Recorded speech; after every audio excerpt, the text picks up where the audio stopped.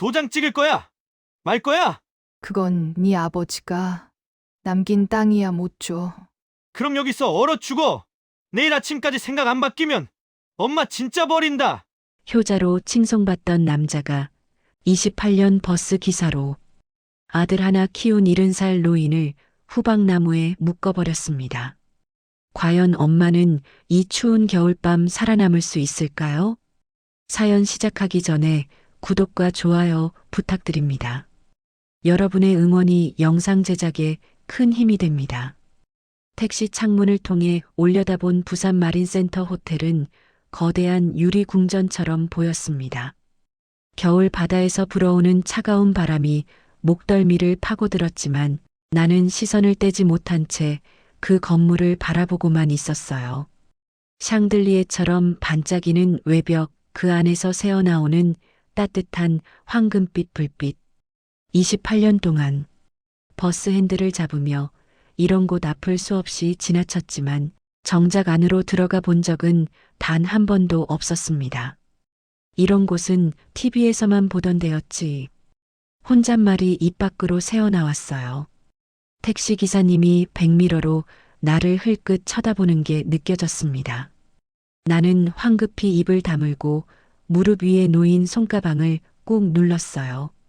가방 안에는 며느리 지연이가 보내준 연보라색 한복이 곱게 접혀 있었습니다. 어젯밤 대구집에서 그 한복을 꺼내 입을 때 내 손은 계속 떨렸어요. 거울 속에 비친 내 모습이 낯설었습니다. 염색하고 파마한 머리, 목에 걸린 금목걸이, 발끝까지 새로 맞춘 구두. 이 모든 게 진짜 나인지 확신이 서지 않았어요. 손님 다 왔습니다. 택시가 호텔 정문 앞에 멈춰 섰습니다. 도어맨이 다가와 차 문을 열어주자 나는 잠시 망설였어요. 버스 운전할 때는 손톱 칼로 싹둑싹둑 잘라내던 손이었는데 오늘은 매니큐어까지 바른 손톱이 어색하게 반짝였습니다. 심호흡을 한번 크게 하고 나는 차에서 내렸어요. 로비로 들어서는 순간 세상이 바뀌었습니다. 발밑에 대리석 바닥은 거울처럼 매끄러워서 내 구두 굽소리가 또각또각 울렸어요. 천장에서는 크리스마스 트리 장식이 반짝이고 있었고 어디선가 은은한 향기가 풍겨왔습니다. 아로마 디퓨저였을 거예요. 나는 그런 걸 이름으로만 알고 있었지 직접 맡아본 적은 없었거든요. 정 대표님 어머님 되시죠? 유니폼을 입은 젊은 여직원이 환한 미소로 다가왔습니다. 나는 고개를 끄덕였어요. 그러자 그녀는 허리를 깊숙이 숙이며 인사했습니다. 어서 오십시오. 연회장 쪽으로 안내해 드리겠습니다. 마치 내가 귀한 손님이라도 되는 것처럼 대하는 그 태도에 나는 어깨가 저절로 펴지는 걸 느꼈어요. 평생 남들에게 고개 숙이며 살아온 인생이었는데 오늘은 내가 대접받는 날이었습니다. 연회장 입구에 도착하자 눈앞에 펼쳐진 광경에 나는 그만 발걸음을 멈췄어요. 거대한 현수막이 벽에 걸려 있었습니다. 정민호 대표 어머니 강은정 여사 7수년. 내 이름이 저렇게 크게 쓰여 있는 걸 본 게 처음이었어요. 그 옆으로는 화환들이 줄지어 놓여 있었습니다. 한 송이에 10만 원은 넘을 것 같은 꽃들이 내 생일을 축하하기 위해 거기 서 있었어요. 더 놀라운 건 연회장 입구에 세워진 대형 사진이었습니다. 왼쪽에는 내 얼굴이, 오른쪽에는 민호의 얼굴이 크게 인쇄되어 있었어요. 사진 속 나는 환하게 웃고 있었지만 지금 실물로 그 사진을 마주한 나는 웃을 수가 없었습니다. 저게 정말 나랑 내 아들인가 싶었어요. 마치 다른 사람의 인생을 구경하는 기분이었습니다. 역시 JM 주택 건설 잘 나가네. 어머님을 호텔에서 칠순을 해드린다더라. 대단한 효자야. 스쳐 지나가는 하객들의 대화가 귓가에 들렸습니다. 나는 가만히 그 말들을 들으며 묘한 감정이 가슴속에서 부풀어 오르는 걸 느꼈어요. 자랑스러움이었을까요? 아니면 어색함이었을까요? 나 자신도 잘 몰랐습니다. 연회장 안으로 들어서자 더 많은 사람들이 보였어요. 정장을 빼입은 남자들, 화려한 드레스를 입은 여자들, 멀리서 아이들이 뛰어다니는 모습도 보였습니다. 옷차림으로 봐서는 민호 회사 직원들의 가족인 것 같았어요. 그중 한 아이가 나를 닮았다는 생각이 들었습니다. 덩치 큰 남자 옆에 서서 수줍게 웃고 있는 여자아이였어요. 무대 쪽에서는 호텔 직원들이 공연 준비를 하고 있었습니다. 마이크를 점검하고 조명을 조절하고 음향을 확인하는 모습들. 서빙을 준비하는 젊은 직원들도 분주하게 움직이고 있었어요.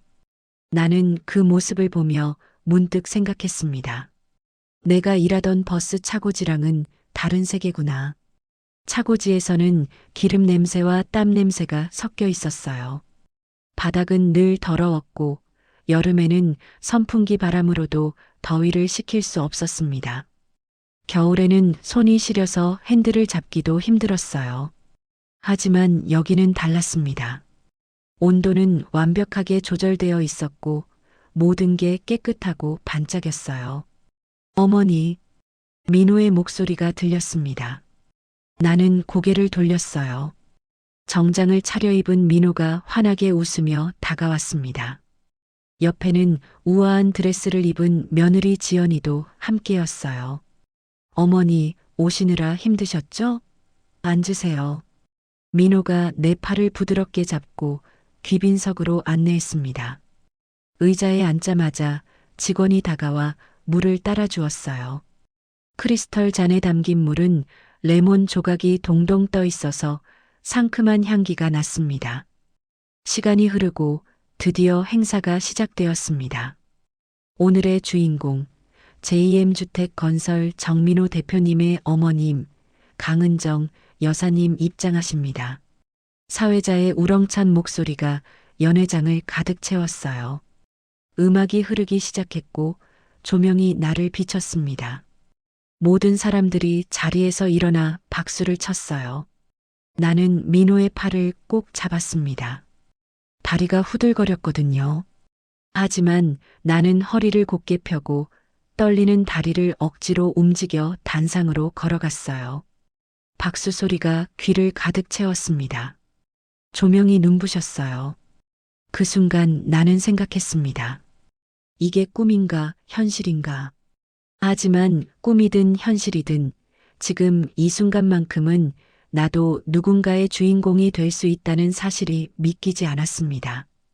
불이 꺼지고 스크린이 내려왔습니다. 연회장이 조용해지자 사회자가 다시 마이크를 잡았어요. 이제 정민호 대표님께서 준비하신 특별한 영상을 보시겠습니다. 영상이 시작되었습니다. 화면에는 흑백 사진 한 장이 떠올랐어요. 어린 민호가 초등학교 운동회에서 달리기를 하는 모습이었습니다. 그때 나는 도시락을 들고 운동장 구석에 서서 응원했었죠. 사진 속 민호는 너무 작아 보였어요. 그 옆에 서 있던 내 모습도 지금보다 훨씬 젊었습니다. 다음 사진으로 넘어갔습니다. 버스 기사 유니폼을 입은 내가 민호의 손을 잡고 있는 사진이었어요. 민호가 7살 때쯤 찍은 거였습니다. 버스 차고지 앞에서 찍었던 사진이었죠. 민호는 내 유니폼 주머니에서 사탕을 꺼내 먹으며 웃고 있었어요. 그 사진이 스크린에 크게 비춰지자 연회장에서 탄성이 터져 나왔습니다. 와, 정말 고생 많이 하셨네요. 버스 기사를 하시면서 아들을 키우셨다니. 사람들의 속삭임이 들렸어요. 나는 얼굴이 뜨거워지는 걸 느꼈습니다. 고개를 숙였어요. 자랑스러운 건지 부끄러운 건지 알 수 없는 감정이 뒤섞였습니다. 영상이 끝나고 조명이 다시 켜졌습니다. 민호가 단상으로 올라가는 모습이 보였어요. 그는 마이크를 잡고 잠시 숨을 고르더니 떨리는 목소리로 말을 시작했습니다. 오늘 이 자리는 민호의 목소리가 갈라졌어요. 그는 잠깐 말을 멈추고 손등으로 눈가를 훔쳤습니다. 나는 맞은편 자리에서 아들을 바라보았어요. 저게 진짜 내 아들이 맞나 싶었습니다. 정장을 입고 단상에 선 민호는 내가 알던 그 아이와는 너무 달라 보였거든요. 엄마 같은 사람은 세상에 없습니다. 민호의 말이 이어졌습니다. 그는 내가 버스 기사로 일하던 시절 이야기를 꺼냈어요. 어느 겨울날 눈보라가 몰아치던 날의 일이었습니다. 그날 나는 마지막 운행을 마치고 새벽 1시가 넘어서야 집에 돌아왔었죠. 민호는 잠들지 않고 나를 기다리고 있었어요. 엄마가 사고 날까봐 무서웠다고 그날 밤 엄마한테 말했던 기억이 납니다. 민호의 목소리가 또 떨렸습니다. 연회장 곳곳에서 사람들이 눈물을 닦는 소리가 들렸어요. 엄마는 그때 제 머리를 쓰다듬으며 말씀하셨죠. 걱정하지 마라. 엄마는 절대 다치지 않는다고. 나는 그 말을 기억했습니다. 사실 그날 나도 무서웠어요. 브레이크가 미끄러질 때마다 심장이 쿵쾅거렸습니다. 하지만 민호 앞에서는 무서운 내색을 할 수 없었어요. 내가 무너지면 이 아이는 누구를 믿고 살아가겠습니까? 어머니, 정말 감사합니다. 사랑합니다. 민호가 고개를 숙이며 큰 절을 올렸습니다. 하객들의 박수 소리가 천둥처럼 울렸어요. 나는 그 소리를 들으며 가슴 한구석이 뜨거워지는 걸 느꼈습니다. 민호가 단상에서 내려와 내 앞으로 왔습니다. 그는 무릎을 꿇고 앉아 내 손을 두 손으로 감싸쥐었어요. 엄마, 사랑해요. 그 말이 또박또박 귀에 들렸습니다. 나는 민호의 손을 느끼며 생각했어요. 이 정도면 내 노후는 걱정 없겠구나. 이렇게 효자로 키웠으니 이제는 편히 쉬어도 되겠구나. 그때 옆자리에서 지연이 다가왔습니다. 그녀는 손수건을 꺼내 내 손에 쥐어주었어요. 어머님, 우세요. 오늘은 우셔도 되는 날이에요. 지연이 내 어깨를 토닥이며 속삭였습니다. 어머니 덕분에 민호가 여기까지 온 거예요. 정말 존경합니다. 그 말을 들으니 눈물이 핑 돌았어요. 나는 이 집에서 정말 사랑받는 어머니구나. 이 며느리도 저 아들도 나를 진심으로 아끼는구나. 그렇게 믿고 싶었습니다. 민호가 자리로 돌아간 뒤 나는 연회장을 둘러보았어요. 사람들은 여전히 웃고 떠들고 있었습니다. 누군가는 음식을 먹고 누군가는 와인을 마셨어요. 아이들은 구석에서 뛰어놀고 있었습니다. 나는 문득 이상한 생각이 들었어요. 저 사람들 중에서 진짜로 나를 축하하는 사람이 몇이나 될까? 혹시 모두가 그냥 민호 회사 사장 어머니니까 예의상 와서 박수치고 웃는 건 아닐까? 아니야, 이런 생각하면 안 돼. 나는 고개를 저었습니다. 가족은 결국 피 아니냐? 그래도 내 아들이니까. 민호가 저렇게 내 앞에서 무릎 꿇고 절까지 했는데 의심하면 안 되는 거였어요. 하지만 마음 한구석에서는 다른 목소리가 들렸습니다. 그래도 피라고 다 같진 않지. 나는 그 생각을 억지로 밀어냈어요.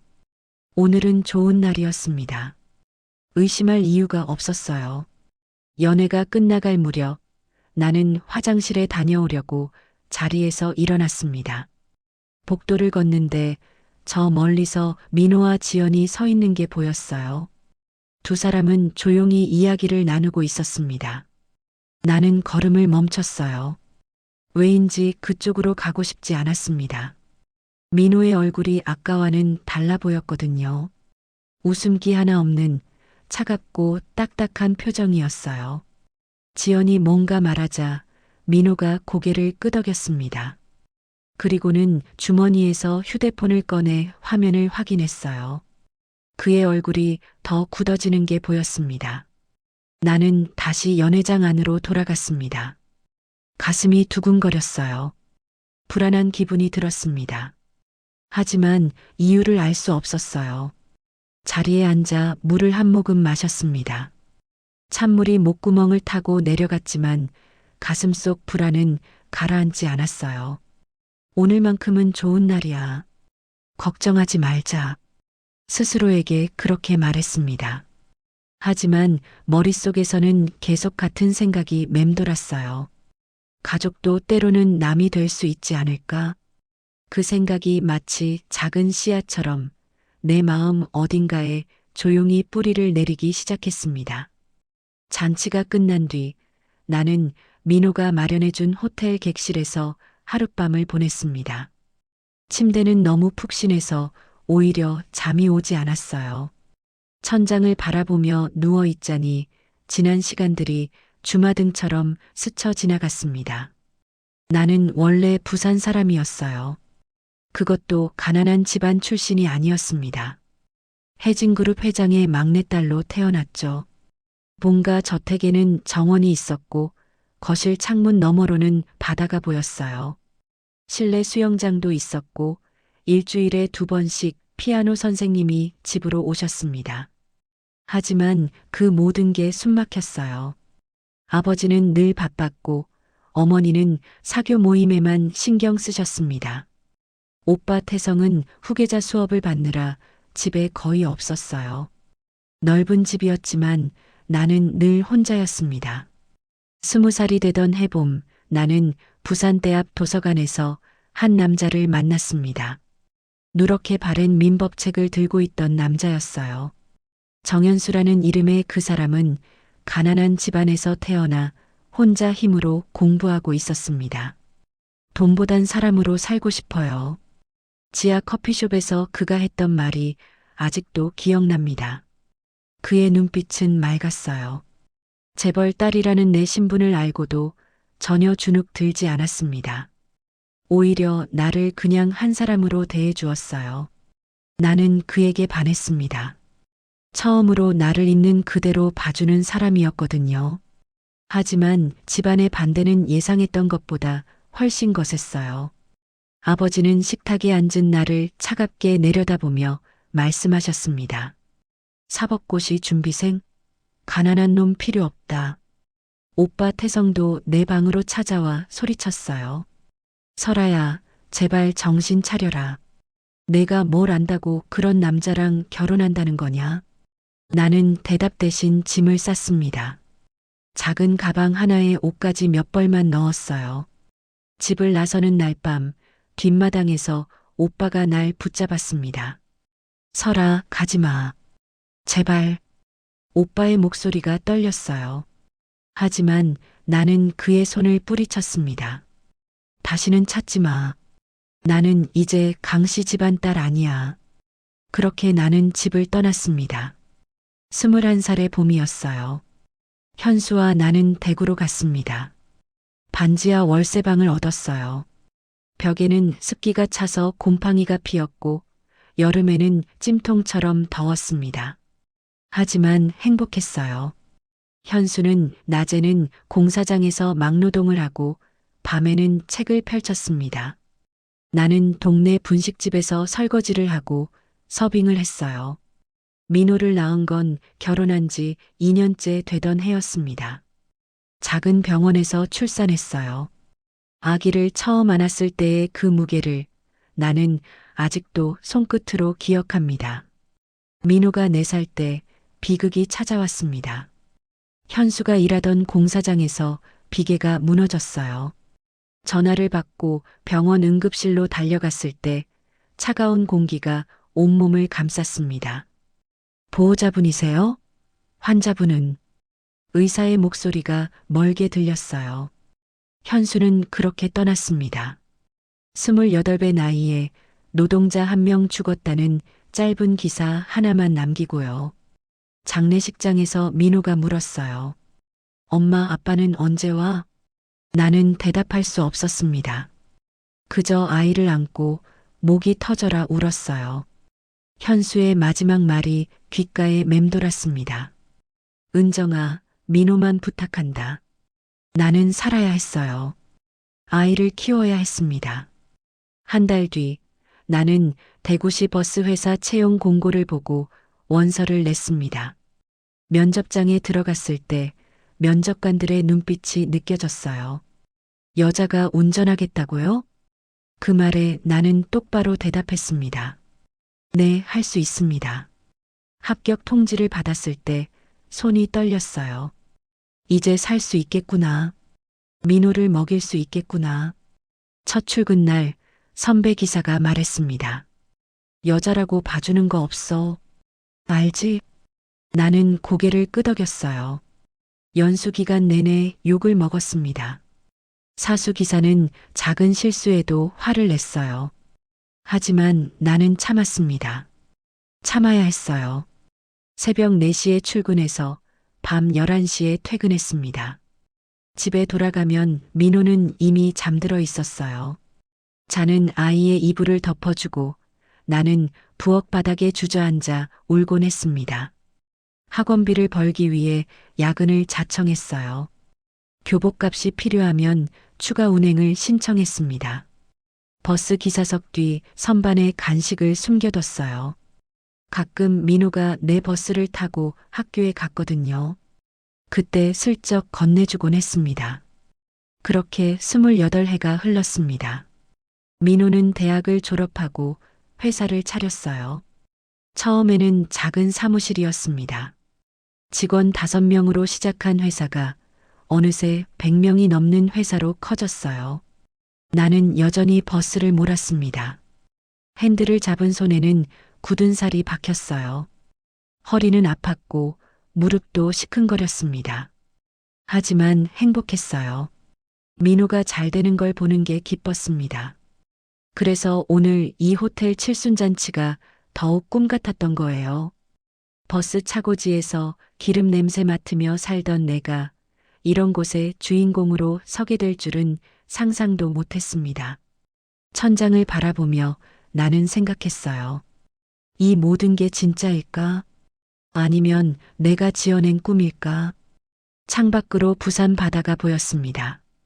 어둠 속에서도 파도 소리가 들렸어요.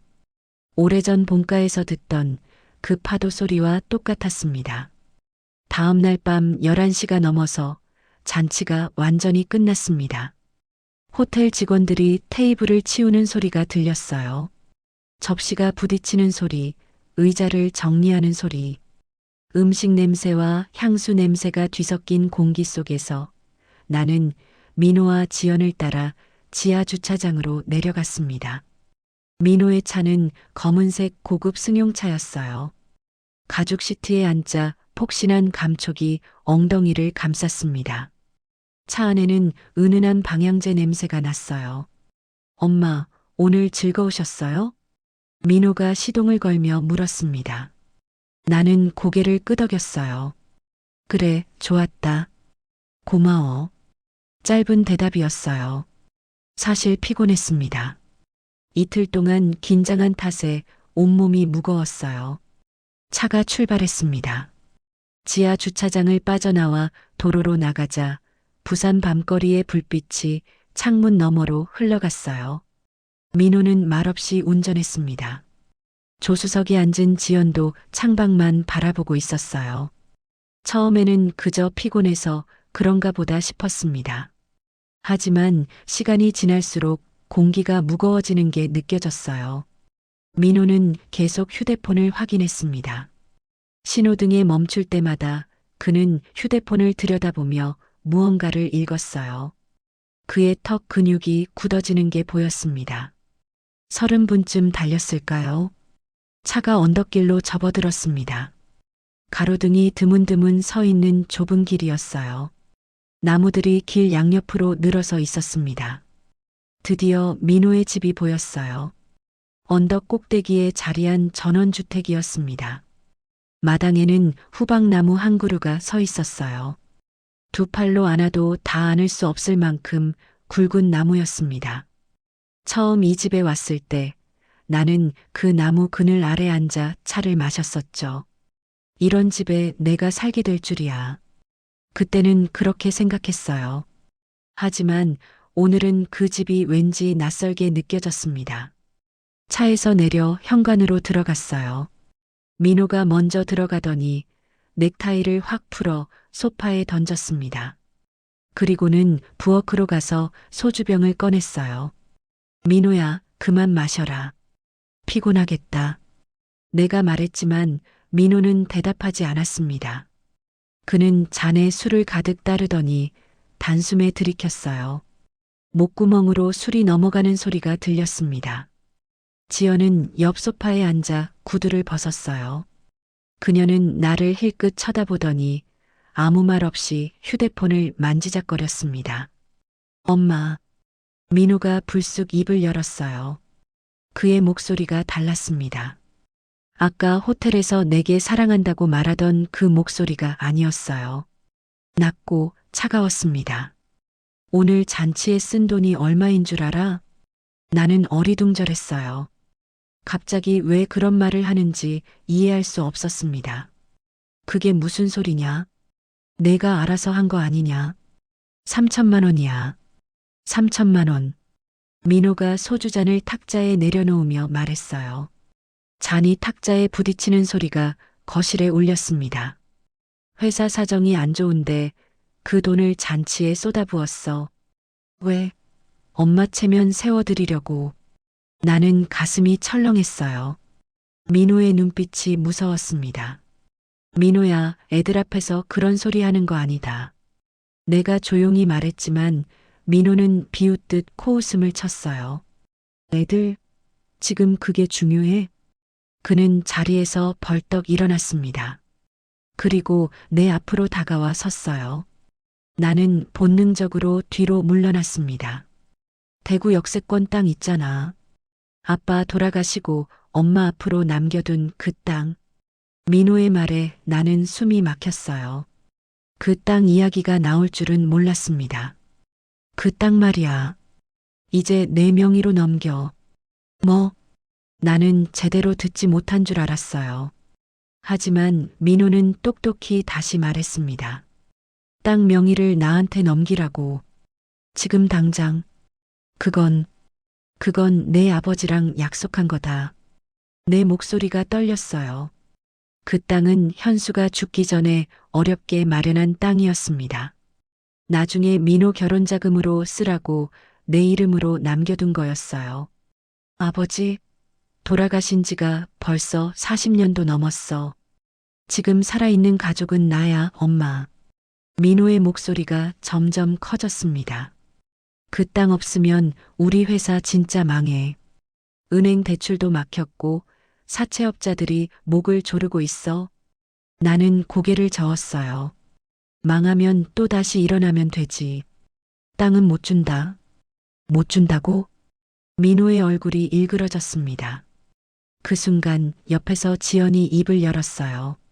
어머님, 그냥 도장 하나 찍으시면 될 일인데요. 왜 이렇게 고집을 부리세요? 그녀의 목소리는 겉으로는 부드러웠지만 어딘가 날카로운 구석이 있었습니다. 나는 두 사람을 번갈아 쳐다보았어요. 이 사람들이 정말 내 아들과 며느리가 맞나 싶었습니다. 바로 그때 탁자 위에 놓인 민호의 휴대폰이 진동했어요. 화면이 켜지며 문자 메시지가 떴습니다. 나는 우연히 그 화면을 봤어요. 구창식이라는 이름이 보였습니다. 그리고 그 아래 문장 일부가 보였어요. 오늘 안 되면 너 아버지 일도 다 터트린다. 나는 숨이 멎는 것 같았습니다. 아버지 일? 무슨 아버지 일? 혹시 현수의 사고를 말하는 건가? 아니면 다른 무언가? 머릿속이 복잡해졌어요. 하지만 지금 물어볼 수는 없었습니다. 민호의 얼굴이 너무 무서웠거든요. 엄마, 마지막으로 묻는다. 서류에 도장 찍을 거야, 말 거야? 민호가 나를 내려다보며 물었습니다. 그의 눈에는 온기라고는 찾아볼 수 없었어요. 나는 간신히 대답했습니다. 못 준다. 그건 내 아버지 유산이야. 민호가 천천히 고개를 끄덕였습니다. 그리고는 씁쓸하게 웃었어요. 그래, 알았어. 엄마가 이렇게 나올 줄은 몰랐네. 그는 소파에 털썩 주저앉았습니다. 거실에는 무거운 침묵만 흘렀어요. 침묵이 흘렀습니다. 거실 시계가 똑딱거리는 소리만 들렸어요. 나는 소파에 앉아 손을 꼭 쥐었습니다. 손바닥에 땀이 배어 나왔어요. 민호는 소파에 비스듬히 기대앉아 천장을 바라보고 있었습니다. 그의 턱 근육이 실룩거렸어요. 이를 악물고 있는 게 분명했습니다. 내가 뭘 잘못 키운 걸까? 그 생각이 머릿속을 맴돌았어요. 내가 너무 아들만 믿고 살았나? 너무 많이 퍼주기만 했나? 혹시 내가 재벌집 딸이었다는 걸 숨기고 산 게 잘못이었나? 엄마는 날 믿지 않는 거야? 민호가 갑자기 고개를 돌려 나를 쳐다봤어요. 그의 눈이 충혈되어 있었습니다. 회사 직원들이 150명이야. 그 사람들 가족까지 치면 500명이 넘어. 그 사람들이 다 나만 믿고 있다고. 민호의 목소리가 떨렸습니다. 하지만 나는 대답할 수 없었어요. 직원들 이야기를 하면서도 민호의 눈빛에는 다른 무언가가 섞여 있었거든요. 두려움 같은 것이요. 그래서 내 땅을 내놓으라는 거냐? 내가 조용히 말했습니다. 민호는 대답 대신 소주병을 다시 들었어요. 잔에 술을 따르는 그의 손이 미세하게 떨렸습니다. 바로 그때였어요.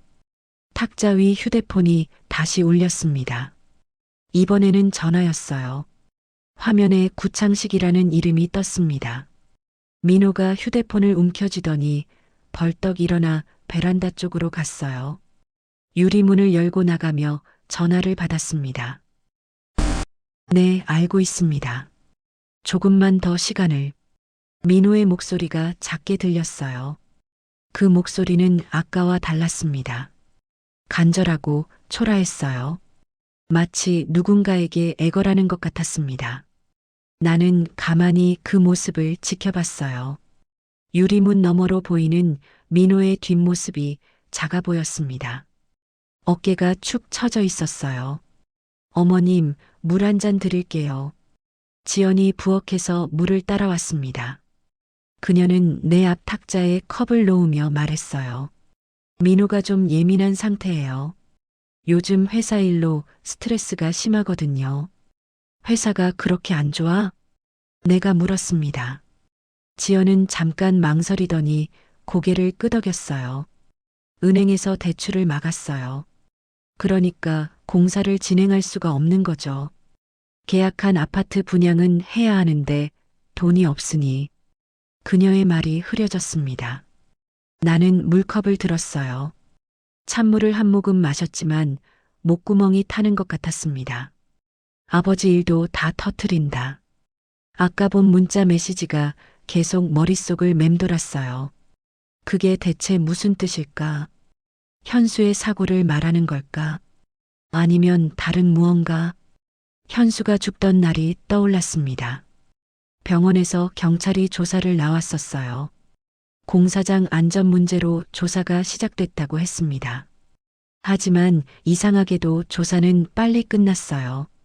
일주일도 안 돼서 사고사로 결론이 났습니다. 그때 나는 의문을 품을 여유가 없었어요. 장례를 치르고 민호를 돌보는 것만으로도 정신이 없었거든요. 하지만 가끔 이상하다는 생각이 들었습니다. 왜 그렇게 조사가 빨리 끝났을까? 혹시 누군가 뭔가를 덮은 건 아닐까? 엄마. 민호가 베란다에서 들어왔어요. 그의 얼굴은 더 창백해져 있었습니다. 시간이 없어. 내일 아침까지 답을 줘야 해. 내일 아침? 나는 놀라서 물었어요. 민호는 고개를 끄덕였습니다.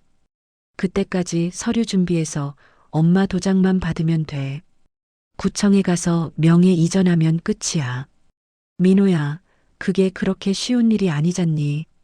내가 말했지만 민호는 귀를 막은 사람처럼 고개를 저었어요. 엄마, 제발. 이번 한 번만.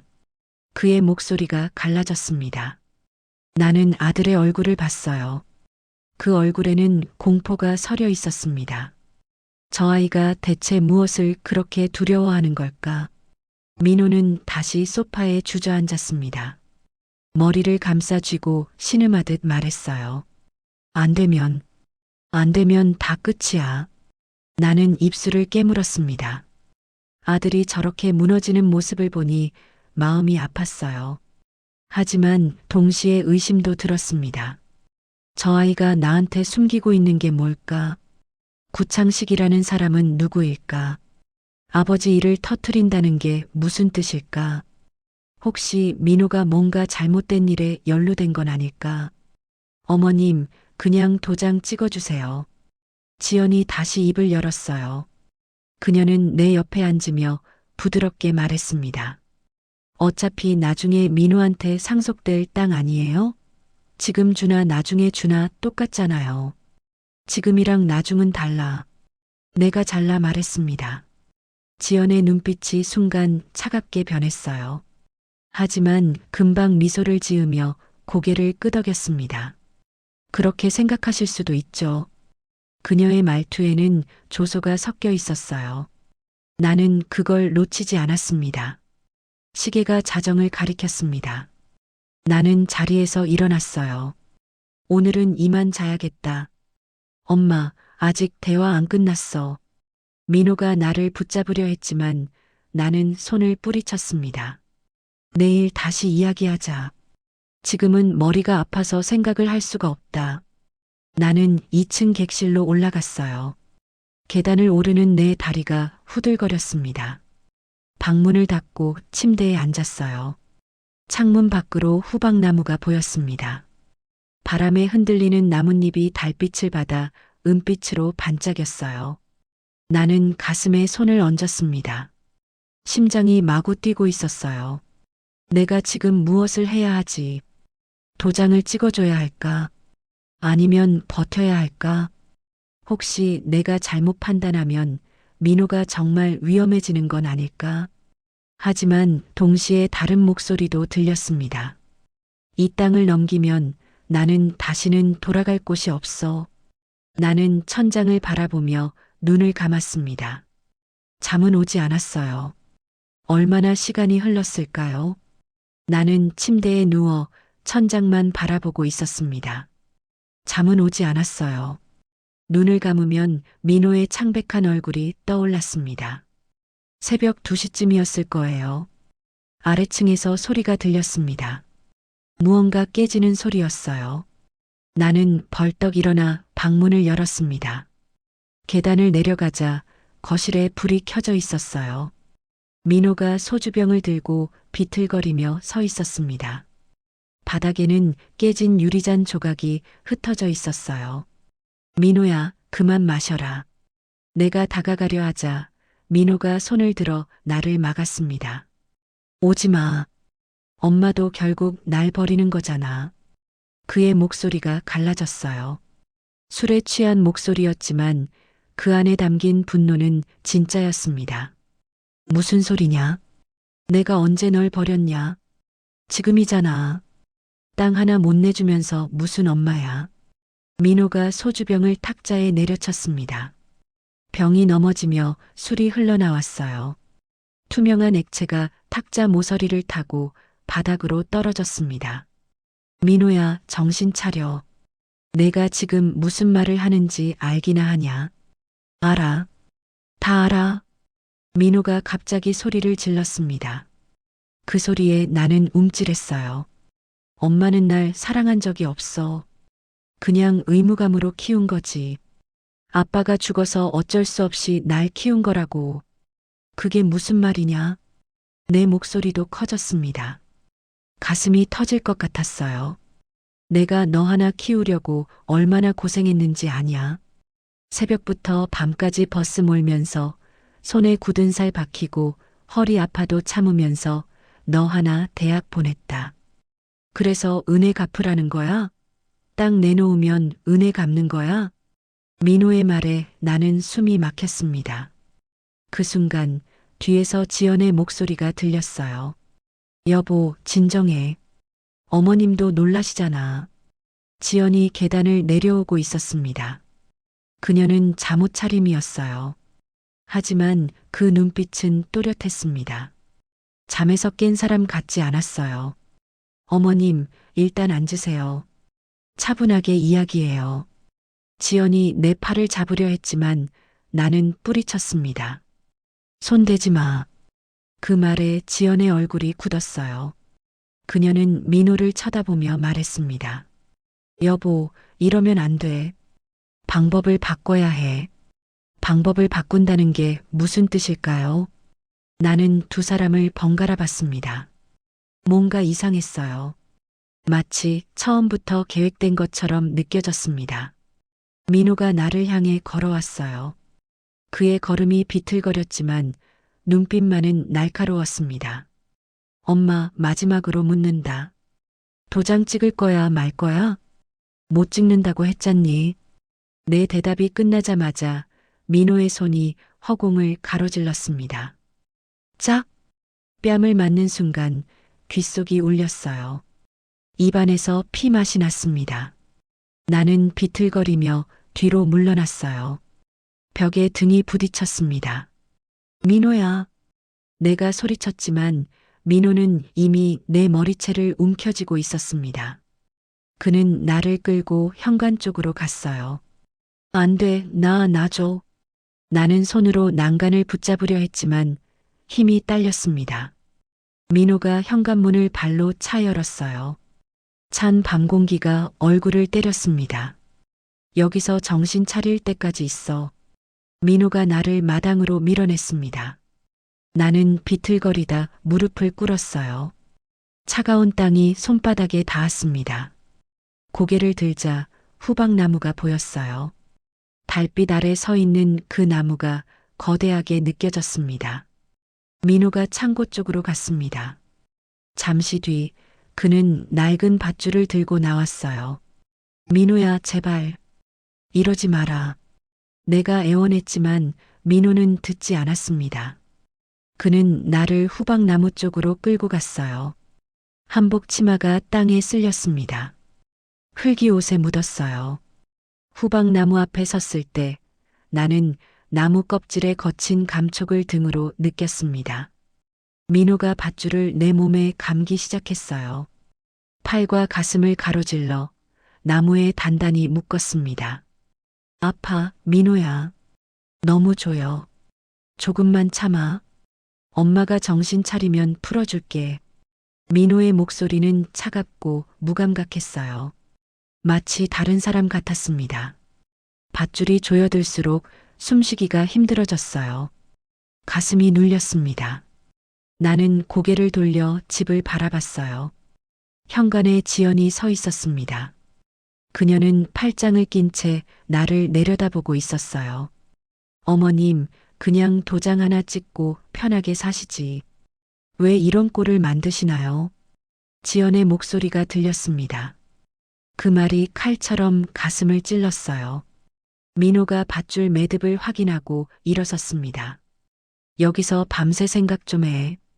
내일 아침까지 입장이 안 바뀌면 난 진짜 엄마를 버린다. 그 말을 끝으로 민호와 지연은 집 안으로 들어갔습니다. 현관문이 닫히는 소리가 들렸어요. 곧이어 불이 꺼졌습니다. 나는 후박나무에 묶인 채 마당에 홀로 남았습니다. 바람이 불었어요. 나뭇잎이 바스락거리는 소리가 들렸습니다. 하늘을 올려다봤어요. 별이 보였습니다. 수없이 많은 별들이 차갑게 빛나고 있었어요. 손목에 파고드는 밧줄이 아팠습니다. 발끝부터 한기가 올라왔어요. 겨울밤 공기는 뼛속까지 시렸습니다. 이게 현실인가? 그 생각이 떠올랐어요. 이틀 전만 해도 나는 호텔 연회장에서 박수를 받았었습니다. 사람들이 내 앞에서 절을 하고 축하해 주었어요. 그런데 지금은 후박나무에 묶여 있습니다. 내 아들 손에 묶인 채로요. 눈물이 흘러내렸습니다. 하지만 닦을 수가 없었어요. 손이 묶여 있었으니까요. 이제부터는 내가 내 인생의 핸들을 다시 잡아야 해. 그 생각이 희미하게 떠올랐습니다. 버스 핸들이 아니라 내 인생의 핸들을 말이에요. 추위가 뼛속까지 파고들었습니다. 손목에 감긴 밧줄이 피부를 파고들었어요. 움직일 때마다 밧줄이 더 조여드는 느낌이었습니다. 나는 숨을 고르며 생각을 정리하려 애썼어요. 여기서 죽으면 안 돼. 그 생각이 먼저 들었습니다. 여기서 죽으면 그냥 미친 노인네로 끝나는 거예요. 아무도 진실을 알지 못한 채요. 문득 옛 기억이 떠올랐습니다. 버스 기사로 첫 출근하던 날이었어요. 새벽 3시 반에 일어나 차고지로 향했던 그날 말이에요. 차고지는 기름 냄새로 가득했습니다. 버스들이 줄지어 서 있었고 엔진 소리가 웅웅거렸어요. 선배 기사들이 담배를 피우며 나를 쳐다봤습니다. 여자라고 봐주는 거 없어. 알아들었어? 사수 기사가 말했어요. 나는 고개를 끄덕이며 버스에 올랐습니다. 운전석에 앉아 핸들이 손에 잡혔어요. 차가운 플라스틱 감촉이 느껴졌습니다. 첫 운행은 겁이 났어요. 승객들이 타고 내릴 때마다 긴장했습니다. 브레이크를 밟을 때마다 심장이 두근거렸어요. 그 중에서도 가장 무서웠던 날이 있었습니다. 겨울이었어요. 눈이 많이 내리던 날이었습니다. 마지막 운행을 하던 중이었어요. 내리막길에서 브레이크를 밟았는데 버스가 미끄러졌습니다. 타이어가 눈길에서 헛돌았어요. 승객들의 비명이 들렸습니다. 으악! 기사님! 나는 핸들을 꽉 잡고 버텼습니다. 손에 힘을 잔뜩 주고 브레이크를 조심스럽게 여러 번 나눠 밟았어요. 버스가 점점 속도를 줄였습니다. 심장이 터질 것 같았어요. 현수야, 민호야. 머릿속으로 두 사람의 이름을 불렀습니다. 죽으면 안 된다고, 살아야 한다고 되뇌었어요. 다행히 버스는 멈췄습니다.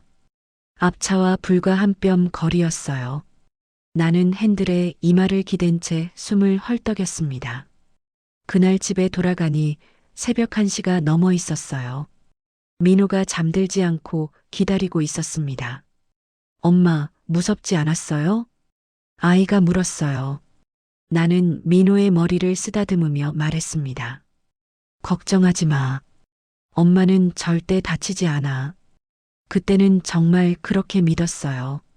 내가 강하면 민호를 지킬 수 있다고요.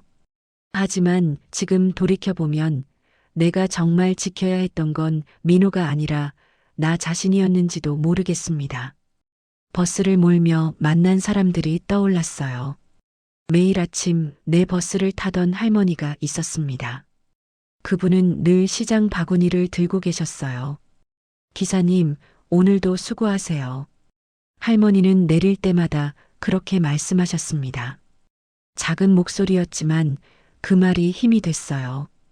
도시락을 싸서 출근하는 주부들도 있었습니다. 그분들은 아이 이야기를 하곤 했어요. 내게도 민호 이야기를 들려줬습니다. 우리 아들도 곧 대학 가요. 우리 딸은 이번에 취직했어요. 그런 이야기를 나누며 우리는 서로를 응원했어요.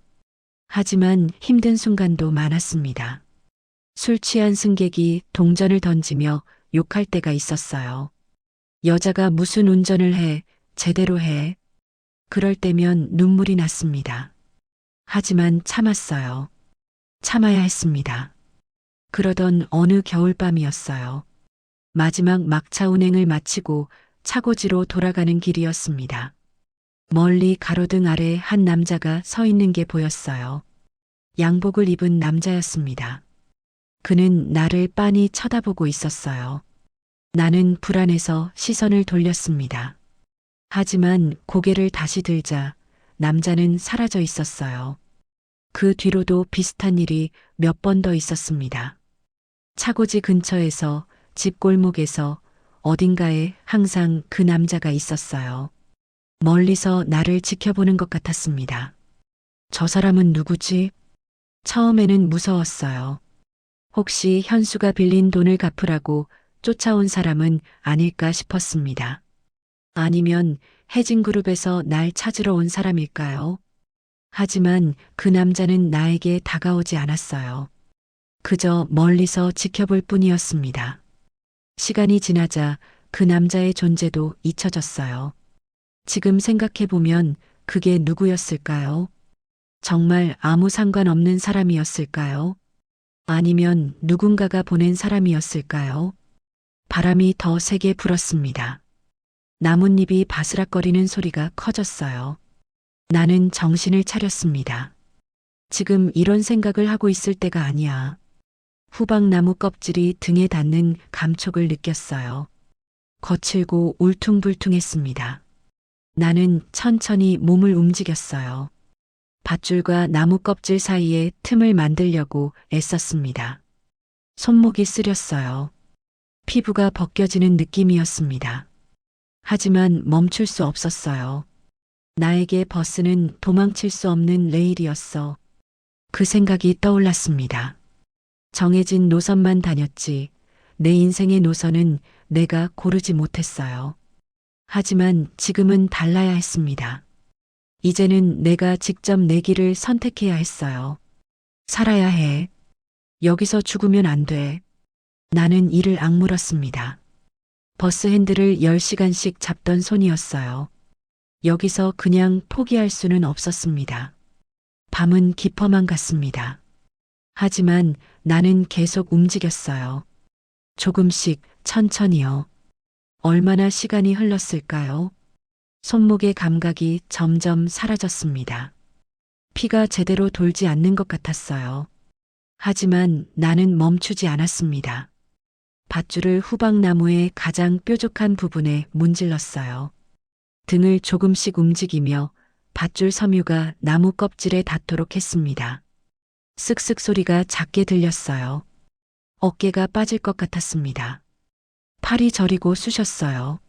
하지만 버스 핸들을 10시간씩 잡던 손이었습니다. 여기서 포기할 수는 없었어요.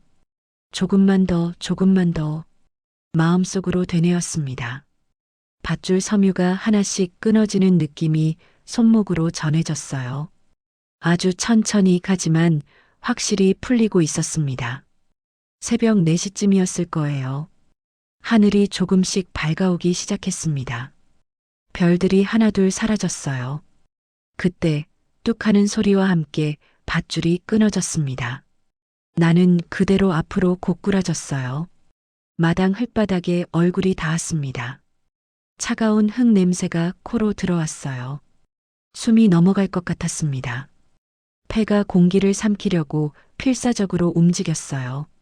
한참을 그렇게 바닥에 엎드려 있다가 나는 천천히 몸을 일으켰습니다. 손목을 봤어요. 피부가 벗겨져 있었습니다. 피가 조금 배어 나왔어요. 팔도 온통 긁힌 자국투성이었습니다. 집을 바라봤습니다. 2층 창문에 불이 켜져 있었어요. 민호와 지연이 아직 깨어 있는 걸까요? 아니면 막 일어난 걸까요? 지금 집으로 들어가면 안 돼. 본능이 말했습니다. 들어가면 또다시 붙잡힐 거예요. 이번에는 더 심한 일을 당할지도 모릅니다. 나는 비틀거리며 마당 구석으로 갔습니다. 거기에 내 가방이 던져져 있었어요. 민호가 차에서 꺼내 아무렇게나 놓은 가방이었습니다. 가방을 열었어요. 안쪽 숨겨둔 지퍼칸을 더듬었습니다.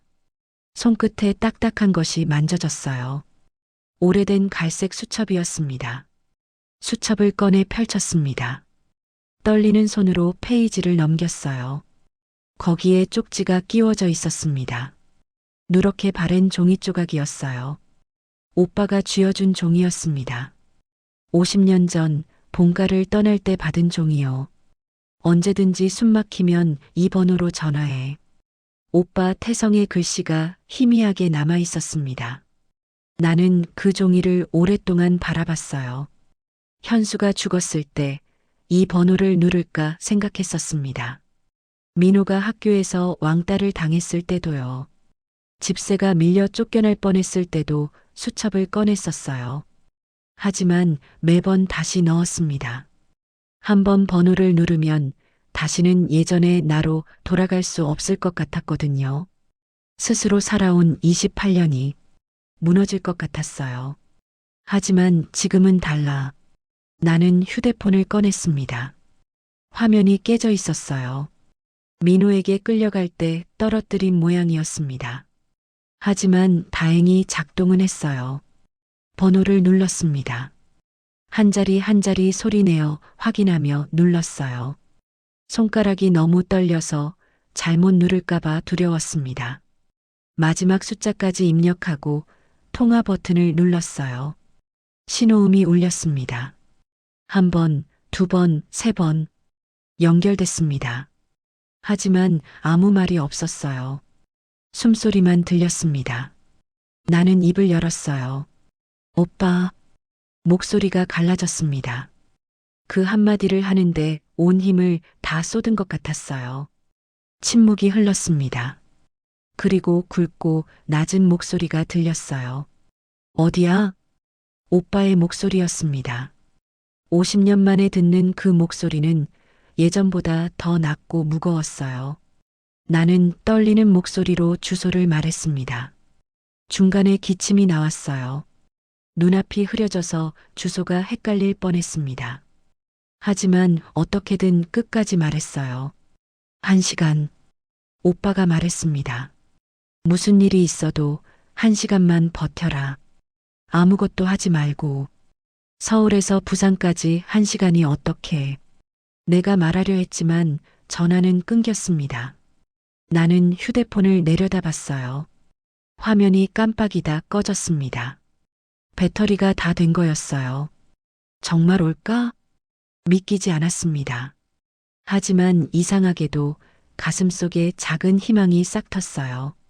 나는 마당 구석 그늘에 몸을 숨겼습니다. 담장 옆 작은 공간이었어요. 거기 쪼그리고 앉아서 집을 지켜봤습니다.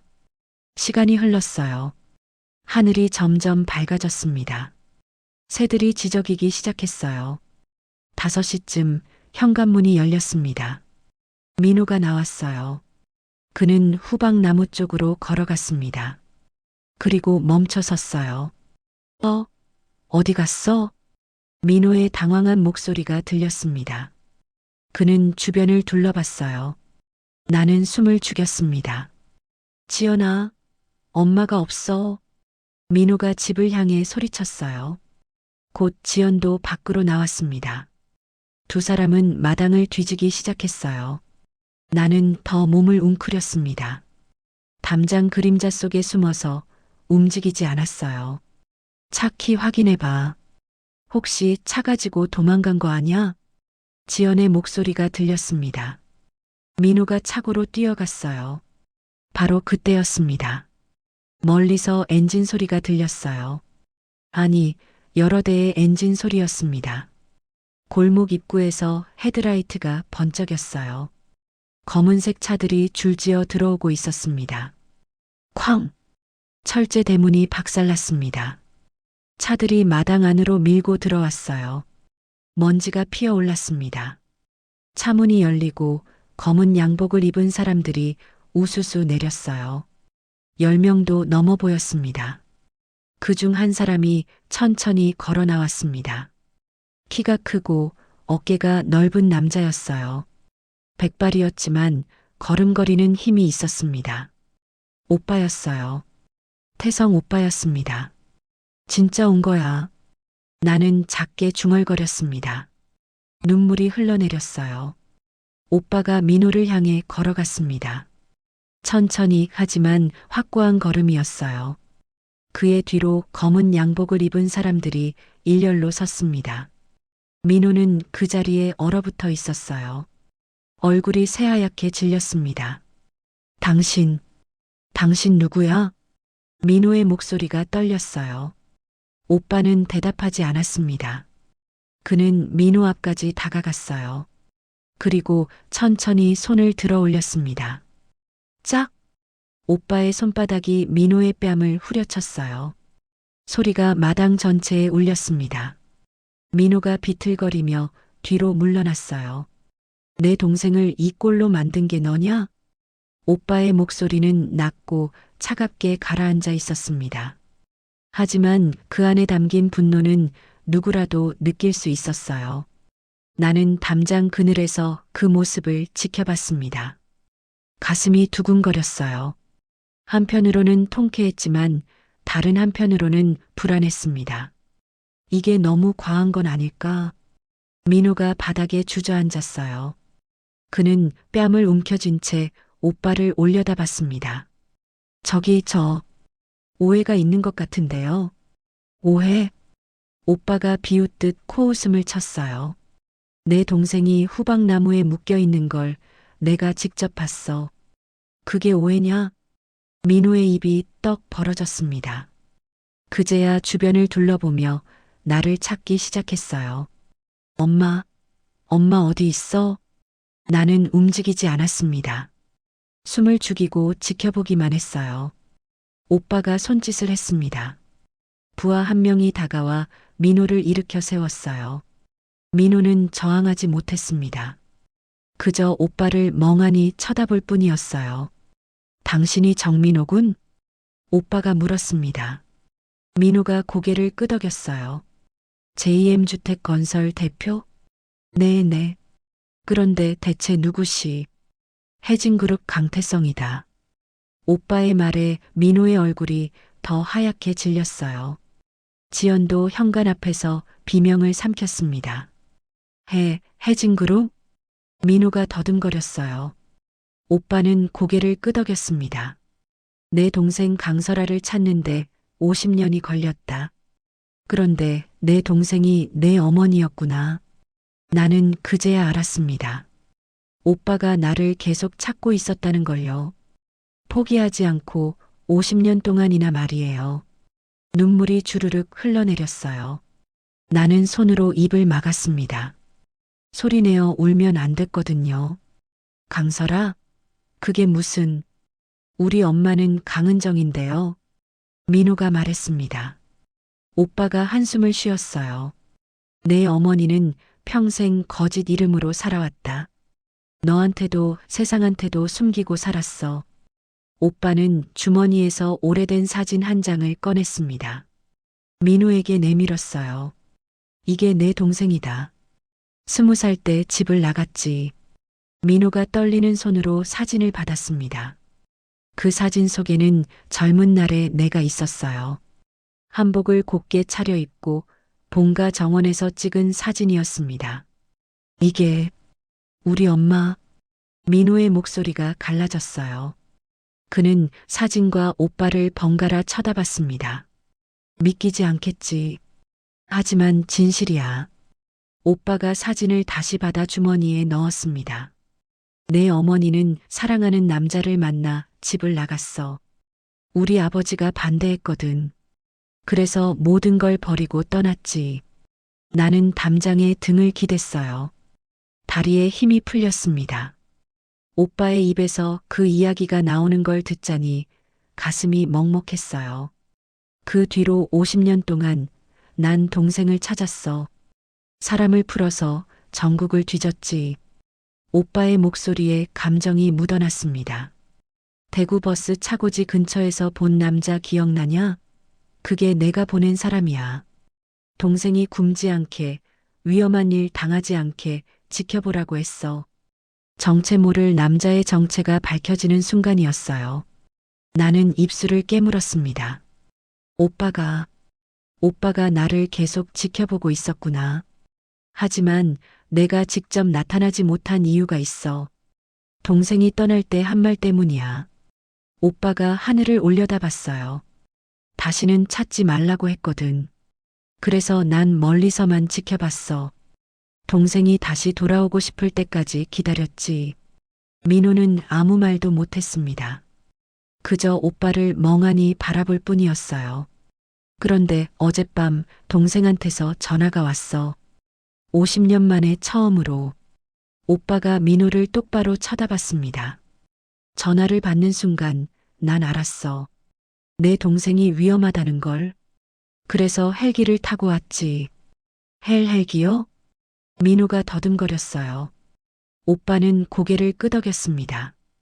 해진그룹 회장 전용 헬기다. 서울에서 부산까지 50분이면 와. 나는 그제야 이해했습니다. 1시간이라고 했던 이유를요. 오빠는 정말로 1시간 안에 올 수 있었던 거예요. 오빠가 민호의 멱살을 잡았습니다. 민호를 들어 올려 눈높이를 맞췄어요. 내 동생을 나무에 묶어? 뺨을 때려 땅을 빼앗으려고 오빠의 목소리가 점점 커졌습니다. 내가 감히 내 동생한테 손을 댔어? 죄송합니다.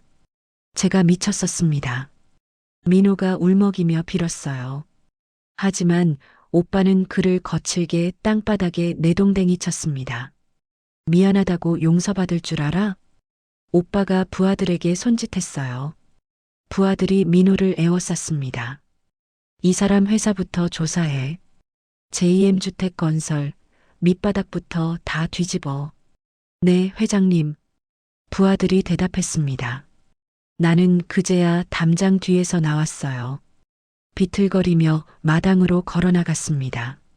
오빠. 내 목소리가 들리자 오빠가 고개를 돌렸습니다. 우리의 눈이 마주쳤어요. 50년 만이었습니다. 오빠가 내게 다가왔습니다. 그는 조심스럽게 내 손목을 잡았어요. 벗겨진 피부를 보더니 얼굴이 굳어졌습니다. 설아야. 그 목소리에 눈물이 터져 나왔어요. 나는 오빠의 가슴에 얼굴을 묻었습니다. 50년 동안 참아왔던 눈물이 쏟아졌어요. 미안하다. 내가 더 일찍 왔어야 했는데. 오빠가 내 등을 토닥였습니다. 그의 손이 떨리고 있었어요. 차에 태워. 병원부터 가자. 오빠의 지시에 부하들이 움직였습니다. 나는 오빠의 부축을 받으며 차로 갔어요. 뒤돌아보니 민호가 바닥에 무릎 꿇고 앉아 있었습니다. 그의 얼굴은 재처럼 하얗게 질려 있었어요. 병원에 도착했습니다. 의사가 내 손목을 소독하고 붕대를 감았어요. 다행히 큰 부상은 아니라고 했습니다. 하지만 몸 전체가 저체온증 증상을 보인다며 하루 이틀은 입원해야 한다고 했어요. 병실에 누웠습니다. 따뜻한 이불이 몸을 감쌌어요. 오빠가 의자를 끌어다 내 침대 옆에 앉았습니다. 이제 집으로 가자. 본가로. 오빠가 말했어요. 나는 고개를 저었습니다. 아직은 아니야. 민호가 왜 그랬는지 알아야 해. 그게 중요해. 저놈이 널 나무에 묶었는데. 오빠의 목소리가 거칠어졌어요. 하지만 나는 고집을 부렸습니다. 그래도 내 아들이야. 뭔가 이유가 있을 거야. 오빠가 한숨을 쉬었습니다. 그는 주머니에서 태블릿을 꺼냈어요. 이거 봐. 벌써 뉴스에 났어. 화면을 내게 보여줬습니다. 뉴스 기사 제목이 보였어요. JM주택건설 분식회계 의혹. 정민호 대표 사채업자와 유착 정황. 해진그룹 계열사 구조조정 개입설. 기사들이 줄줄이 올라오고 있었습니다. 오빠가 화면을 넘기며 설명했어요. 내가 전화한 뒤 내가 바로 조사를 시작했어. 민호 회사 재무제표부터 다 뒤집었지. 그래서 엉망이야. 분양 사기 직전이었어. 받은 계약금으로 다른 빚 막고 또 새 사업 벌이고 전형적인 폰지 사기 구조더라. 나는 입술을 깨물었습니다. 민호가 그런 짓을 하고 있었다니요. 게다가 구창식이라는 사채업자한테 엄청난 돈을 빌렸어. 그 사람이 민호를 협박한 거야. 협박? 응. 돈 안 갚으면 내 남편 그러니까 정현수 씨 사고건을 다시 조사하겠다고 했대. 나는 숨이 멎는 것 같았어요. 현수 사고가 왜 거기서 나와? 오빠가 화면을 다시 넘겼습니다.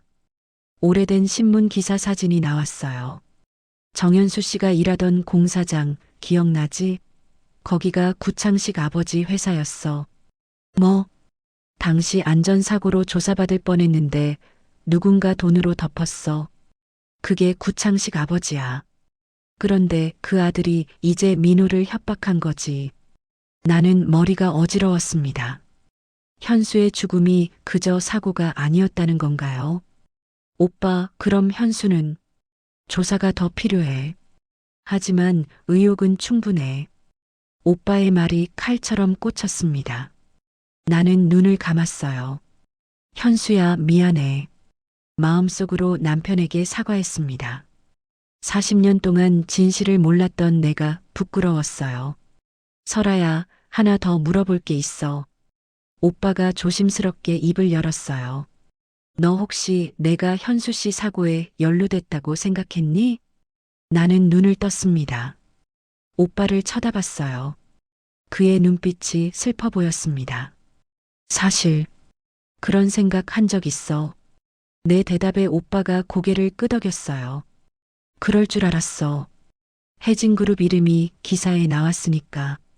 그게 아니었어? 우리 계열사가 하도급 준 건 맞아. 하지만 직접 관련은 없었어.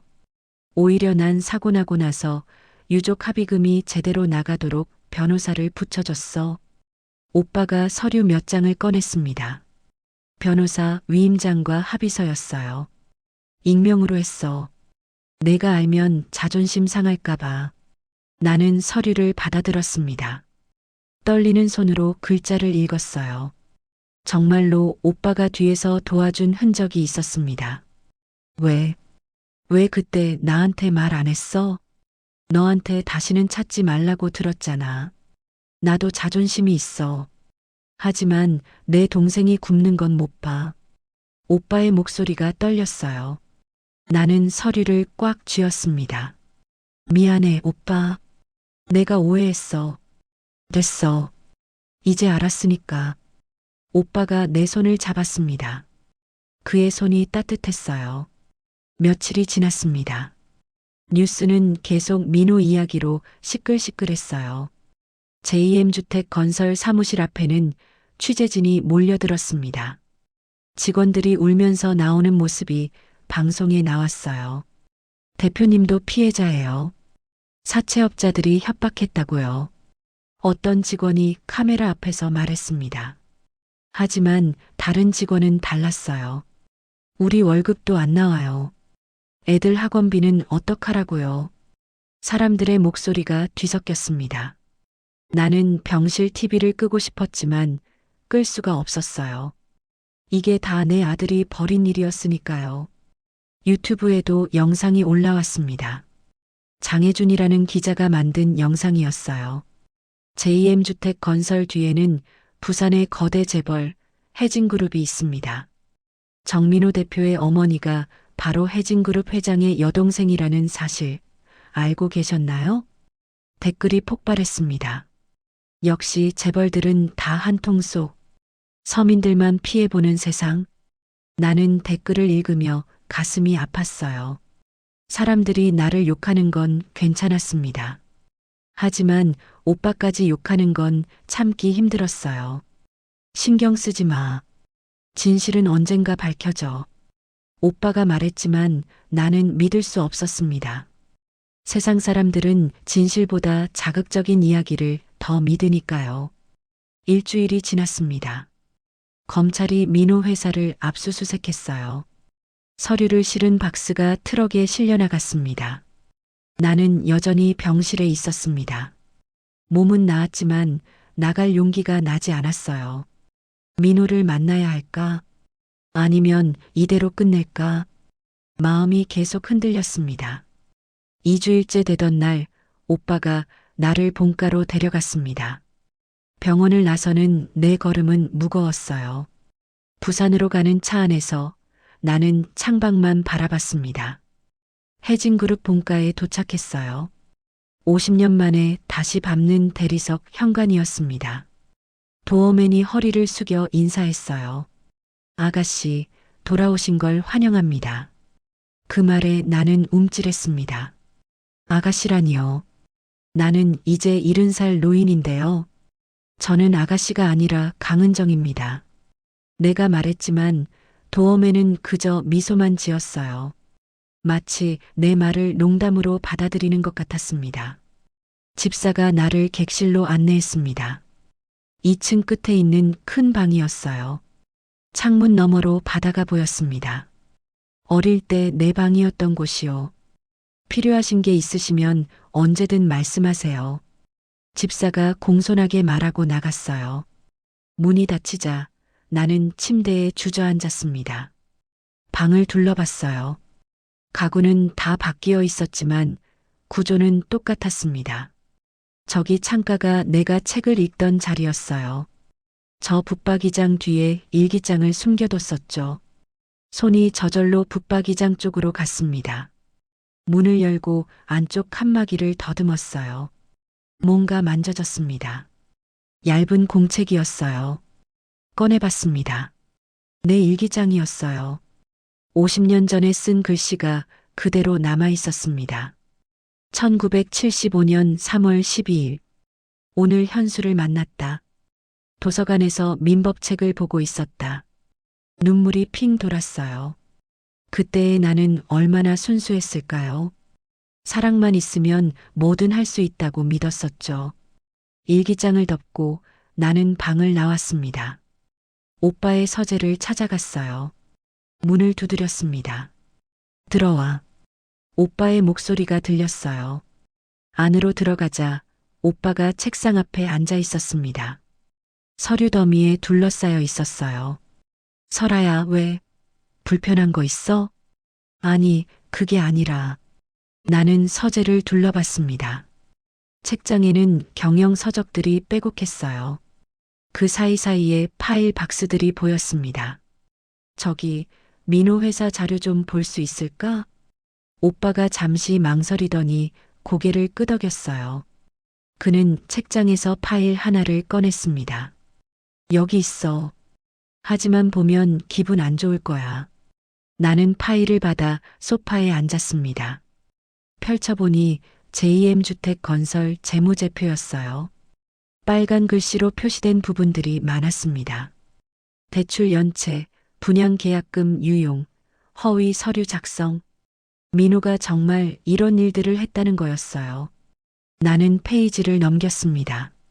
그때 서류 사이에서 뭔가 떨어졌어요. 신문 기사 복사본이었습니다. 낡고 누런 종이였어요. 공사장 안전사고로 노동자 사망. 제목이 눈에 들어왔습니다. 기사 날짜를 봤어요. 1985년 4월 23일. 현수가 죽던 날이었습니다. 기사를 자세히 읽었어요. 공사장 이름이 나왔습니다.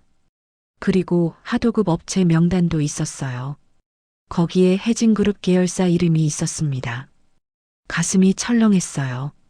오빠가 관련 없다고 했지만 왜 이 기사가 여기 있는 걸까요? 오빠, 이게 뭐야? 내가 기사를 들어보이자 오빠의 얼굴이 굳어졌어요. 그건 왜 이게 민호 자료 사이에 있어? 혹시 오빠가 뭔가 숨기는 거 아냐? 내 목소리가 떨렸습니다. 오빠가 자리에서 일어나 내게 다가왔어요. 설아야, 진정해. 그건 내가 생각하는 게 아니야. 그럼 뭔데? 왜 현수 사고 기사를 가지고 있는 거야? 조사하려고 모은 거야.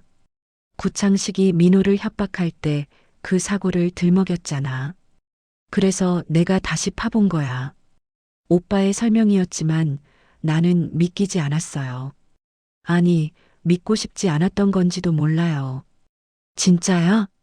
진짜야. 설아야, 날 의심하는 거야? 오빠의 목소리에 상처가 묻어났습니다. 나는 고개를 숙였어요. 미안해. 그냥 너무 복잡해서. 오빠가 내 어깨에 손을 얹었습니다. 이해해. 내가 겪은 일을 생각하면 당연해. 하지만 나는 여전히 불안했어요. 마음 한구석에서 의심이 사라지지 않았습니다. 며칠이 지났습니다. 나는 본가를 돌아다니며 이것저것을 살폈어요. 복도를 걷다가 집사와 도우미들이 속삭이는 소리를 들었습니다. 아가씨가 돌아오셨는데 분위기가 이상하지 않아? 쉿, 조심해. 회장님이 들으시면 큰일 나. 하지만 정말 이상해. 아가씨한테 뭔가 숨기는 것 같아. 나는 모퉁이에 숨어서 귀를 기울였어요. 더 이상 말이 들리지 않았습니다. 하지만 그 짧은 대화만으로도 충분했어요. 나한테 뭔가 숨기고 있구나. 밤이 되었습니다. 나는 침대에 누워 천장을 바라봤어요. 잠이 오지 않았습니다. 혹시 오빠가 남편 사고에 정말 연루된 건 아닐까? 그걸 덮기 위해 지금 민호를 치는 건 아닐까? 나를 본가로 데려온 것도 나를 감시하려는 건 아닐까? 온갖 의심이 머릿속을 맴돌았어요. 나는 베개를 꽉 껴안았습니다. 민호도 믿을 수 없고 오빠도 믿을 수 없어. 나는 대체 누구를 믿어야 하지? 눈물이 베개를 적셨습니다. 나는 지금 이 순간 세상에서 가장 외로운 사람 같았어요. 호텔 칠순잔치에서 박수받던 나는 어디로 갔을까요? 버스 핸들을 잡고 열심히 살던 나는요. 지금 나는 큰 집에 누워 있지만 그 어느 때보다 가난하게 느껴졌습니다. 믿을 사람도 기댈 곳도 없었으니까요. 창밖으로 달이 떠올랐어요. 휘영청 밝은 보름달이었습니다. 하지만 그 달빛도 내 마음을 밝혀주지는 못했어요. 다음 날 아침 오빠가 내 방으로 찾아왔습니다. 그의 손에는 두꺼운 파일이 들려 있었어요. 설아야, 이제 다 말할 때가 됐어. 오빠가 침대 옆 의자에 앉았습니다. 그는 파일을 열어 내게 보여줬어요. 어제 내가 의심하는 걸 봤어. 그래서 오늘은 전부 다 보여줄 거야. 첫 장은 현수의 사망 진단서였습니다. 오래된 종이라 누렇게 변색되어 있었어요. 현수 씨가 돌아가신 공사장, 기억하지? 그 회사는 구철민건설이라는 곳이었어. 오빠가 다음 페이지를 넘겼습니다. 공사 계약서가 나왔어요. 구철민건설은 우리 계열사한테 하도급을 받았어. 그래서 해진그룹 이름이 기사에 나온 거야. 하지만 직접 관리는 안 했지. 그럼 사고는 완전히 구철민건설 책임이야. 안전장비도 제대로 안 갖춰놨고 작업 지시도 엉터리였어. 오빠가 다른 서류를 꺼냈습니다. 검찰 조사 기록이었어요. 당시 조사가 시작됐는데 구철민 대표가 돈으로 무마했어. 경찰 몇 명한테 뇌물 먹이고 유족들한테 합의금 줘서 입 막았지. 내 가슴이 철렁 내려앉았습니다. 그럼 현수는 제대로 된 보상도 못 받고 죽은 거야. 구철민 대표는 그렇게 빠져나갔고 오빠의 목소리가 무겁게 가라앉았어요. 나도 몇 년 뒤에야 이 사실을 알았어. 그래서 사람을 보내서 다시 조사했지. 오빠가 카세트 테이프를 꺼냈습니다. 낡은 테이프였어요. 이게 당시 구철민이 경찰이랑 통화한 녹음이야. 불법이지만 증거로 확보했어. 들어봐도 돼? 당연하지. 오빠가 오래된 카세트 플레이어를 가져왔어요. 테이프를 넣고 재생 버튼을 눌렀습니다. 지직거리는 소음 뒤로 남자 목소리가 들렸어요. 경감님, 이번 건 좀 조용히 처리해 주십시오. 제가 감사의 뜻을 전하겠습니다. 얼마나 생각하시는데요? 2천만 원 정도면 어떻습니까? 좀 적은데요. 3천으로 하시죠. 대화가 너무 노골적이었어요. 나는 손으로 입을 막았습니다. 이게 진짜야? 진짜야. 이 녹음 때문에 구철민은 나중에 망했어. 내가 검찰에 넘겼거든. 오빠가 테이프를 멈췄습니다. 하지만 그때는 이미 구철민 아들 구창식이 장성에 있었어.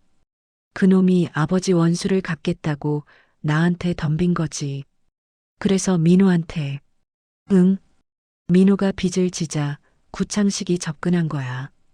일부러 돈을 빌려주고 이자를 못 갚게 만들고 그러다 협박한 거지.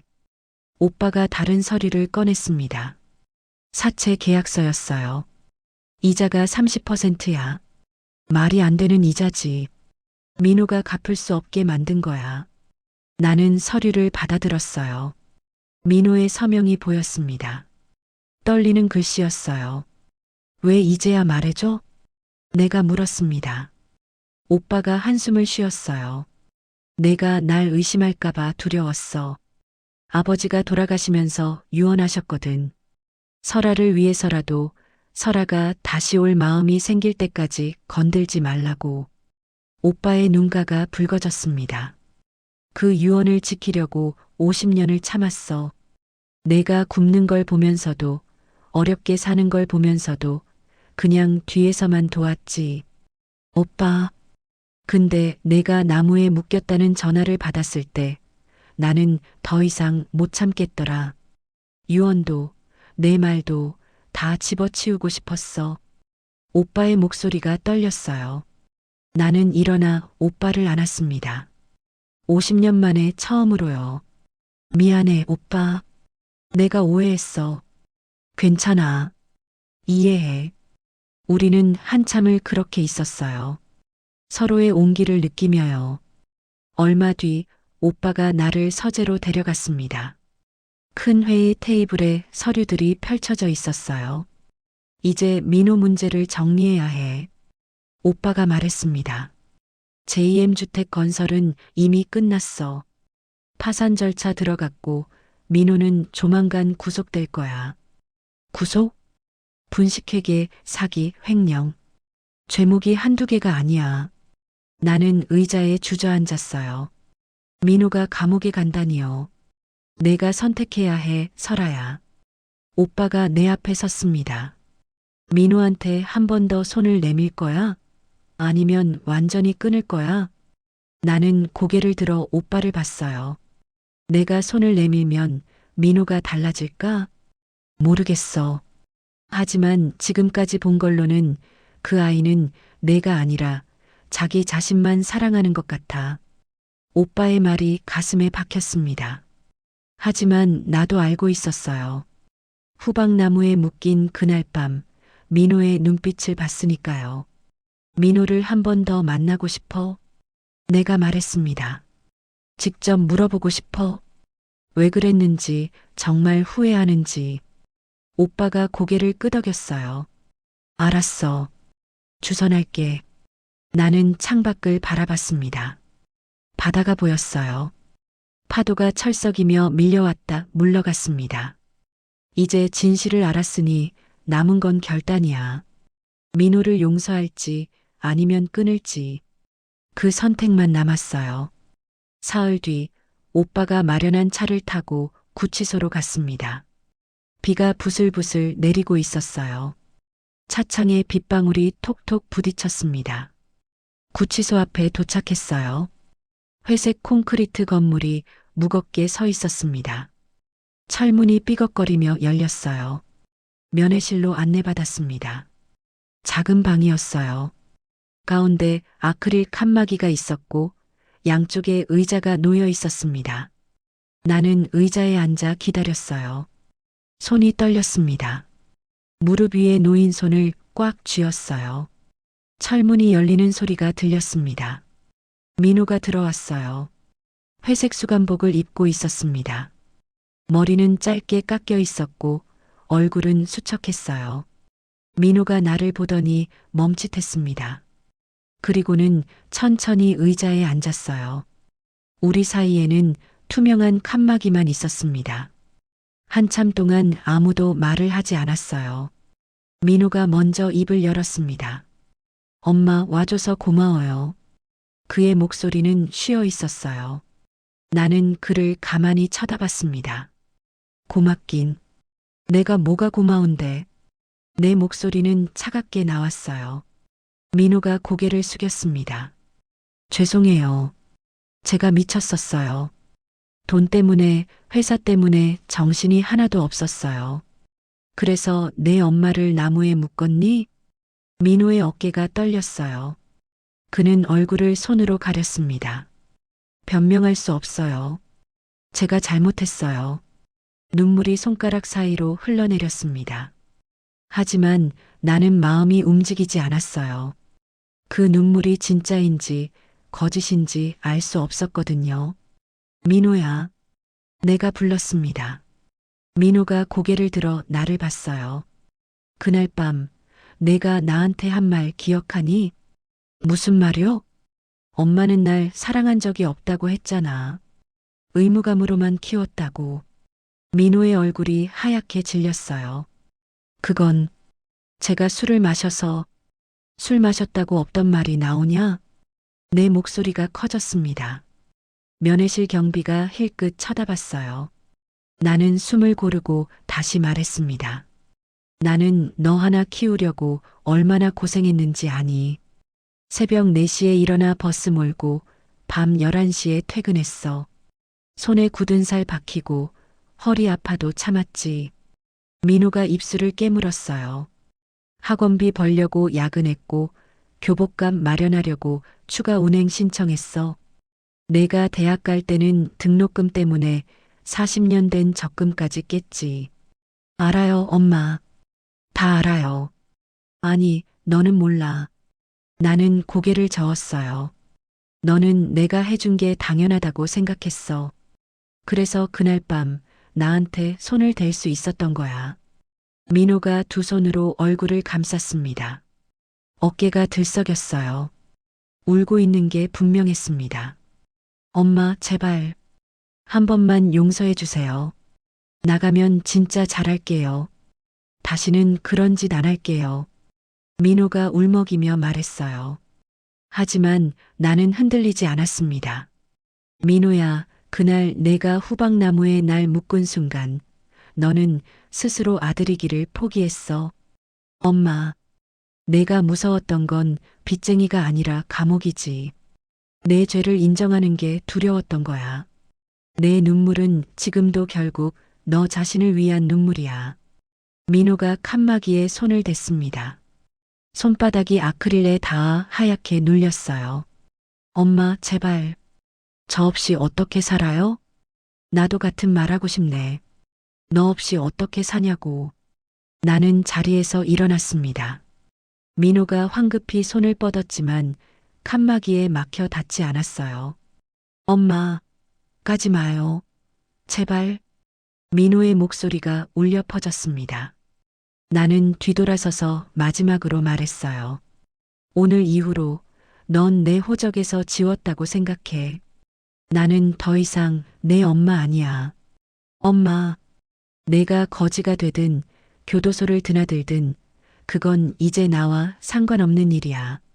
나는 문을 향해 걸었습니다. 뒤에서 민호의 절규가 들렸어요. 엄마, 제가 누구 아들인데요? 엄마가 나를 버리면 나는 진짜 아무것도 아닌데. 그 말에 나는 잠깐 걸음을 멈췄습니다. 하지만 돌아보지 않았어요. 다시 걸었습니다. 한 걸음, 두 걸음. 문이 열렸습니다. 나는 면회실을 나왔어요.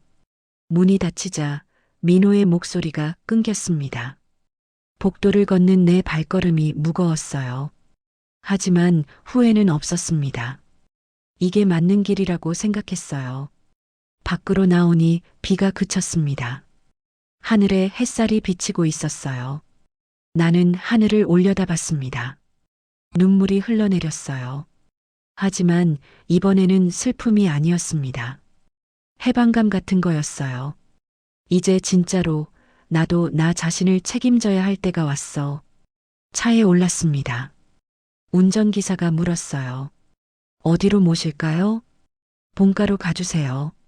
대답하고 나서 나는 창밖을 바라봤습니다. 빗방울이 남긴 물자국이 유리창에 그려져 있었어요. 햇빛을 받아 반짝이고 있었습니다. 민호 없이 사는 삶이 상상이 안 됐어요. 하지만 상상할 수 없다고 해서 불가능한 건 아니었습니다. 버스 운전할 때도 그랬잖아. 처음에는 할 수 없을 것 같았지만 결국 해냈어. 이번에도 해낼 수 있을 거예요. 민호 없이도 나는 살아갈 수 있을 거예요. 차가 출발했습니다. 구치소가 점점 멀어졌어요. 백미러로 돌아보니 회색 건물이 작아지고 있었습니다. 나는 앞만 보기로 했어요. 이제 뒤는 돌아보지 않기로요. 한 달이 지났습니다. 나는 본가에서 지내며 천천히 내 삶을 정리하기 시작했어요. 가장 먼저 한 일은 이름을 되찾는 거였습니다. 오빠가 변호사를 불러줬어요. 서류를 준비하는데 2주일이 걸렸습니다. 구청에 갔어요. 창구 직원이 서류를 받아들더니 물었습니다. 강은정에서 강서하로 개명하시는 거죠? 네. 원래 이름으로 돌아가는 거예요. 원래 이름이요? 50년 전에 쓰던 이름이에요.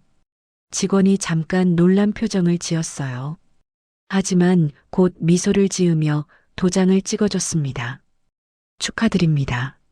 새 주민등록증을 받았어요. 거기에는 강서아라고 선명하게 적혀 있었습니다. 나는 그 세 글자를 한참 들여다봤어요. 강서아. 강설아가 아니라 강서아로 정했습니다. 설자 대신 서자를 쓴 이유가 있었어요. 설아는 순수했던 재벌 딸의 이름이었습니다. 하지만 서아는 버스를 몰고 고생하고 이제 다시 일어선 나의 이름이에요. 본가로 돌아와 오빠에게 주민등록증을 보여줬습니다. 서아로 했구나. 오빠가 말했어요. 나는 고개를 끄덕였습니다. 설아는 이제 없어요. 서아가 살아갈 거예요. 오빠가 내 어깨를 가볍게 두드렸습니다. 잘했어. 새 출발이네. 며칠 뒤 오빠가 나를 해진그룹 회의실로 데려갔어요. 임원들이 모여 있었습니다. 15명쯤 되어 보였어요. 소개하겠습니다. 제 여동생 강서아입니다. 오빠가 말했습니다. 임원들이 일제히 일어나 인사했어요. 어서 오십시오. 나는 어색하게 고개를 숙였습니다. 이런 자리가 익숙하지 않았거든요. 오늘부터 서아 재단이 공식적으로 출범합니다. 오빠가 프레젠테이션 화면을 켰어요. 거기에 재단 로고가 나타났습니다.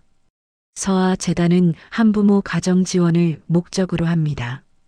특히 혼자 아이를 키우는 여성들을 돕는 거죠. 오빠가 나를 쳐다봤어요. 나는 자리에서 일어났습니다. 제가 그런 삶을 살았습니다. 목소리가 떨렸어요. 하지만 계속 말했습니다. 남편을 잃고 혼자 아이를 키웠어요. 버스를 몰며 돈을 벌었고 밤마다 집세 걱정했습니다. 임원들이 조용히 들었어요. 버스를 타며 많은 사람들을 만났어요. 아침마다 도시락을 싸는 주부들, 야근하는 청소 노동자, 편의점 알바생들. 그분들의 얼굴이 아직도 기억나요. 내 목소리가 점점 단단해졌습니다. 이 재단은 그분들을 위한 거예요. 혼자 아이 키우며 힘들어하는 모든 엄마들을 위한 거죠. 말을 마치자 박수가 터졌어요. 나는 얼굴이 뜨거워지는 걸 느꼈습니다. 회의가 끝난 뒤 한 임원이 다가왔습니다. 감동적이었습니다. 재단에 꼭 필요한 분이세요. 고맙습니다. 혹시 언론 인터뷰 계획 있으신가요? 나는 잠깐 망설였어요. 오빠를 쳐다봤습니다. 오빠가 고개를 끄덕였어요. 괜찮아. 내가 하고 싶은 대로 해. 며칠 뒤 기자가 본가로 찾아왔습니다. 여성 기자였어요. 40대 중반쯤 되어 보였습니다. 강서아 이사장님 만나 뵙게 되어 영광입니다. 편하게 앉으세요. 우리는 거실 소파에 마주 앉았어요. 기자가 녹음기를 꺼냈습니다. 먼저 여쭙겠습니다. 이사장님의 과거에 대해 이야기해 주실 수 있나요? 나는 숨을 깊이 들이마셨어요. 저는 이 집 막내딸로 태어났습니다.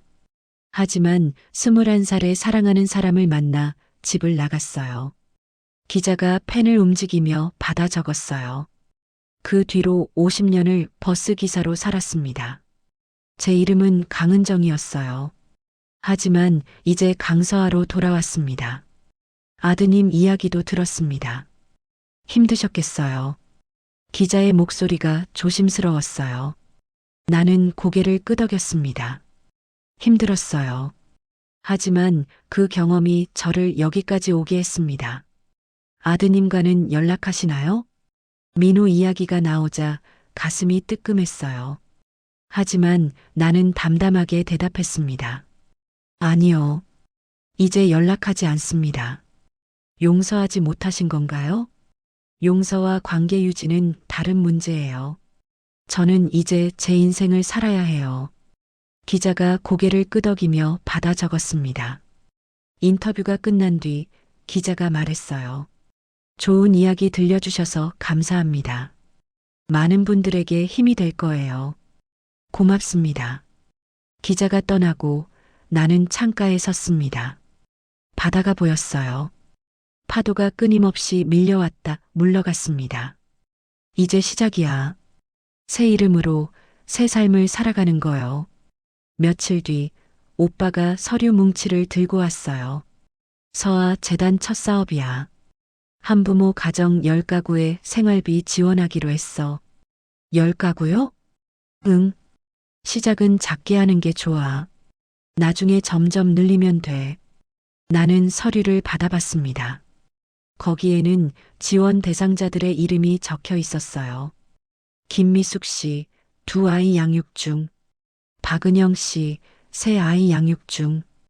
이름 하나하나가 무겁게 느껴졌습니다. 이분들이 나처럼 힘들게 살고 있을 거예요.